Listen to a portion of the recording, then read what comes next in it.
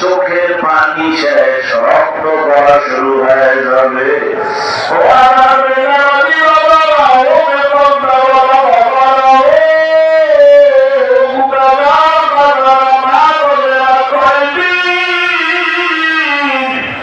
দুনিয়াতে বাহাদুরি করবা, চোখের সামনে কত আশাবাদ, কত বাড়িওয়ালা আছে কবরে পড়ে আছে, খবর নাই।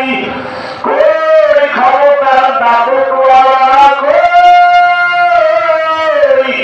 ওরে ক্ষমতার দাপট দিয়েও জমিনে টিকতে পারলো না।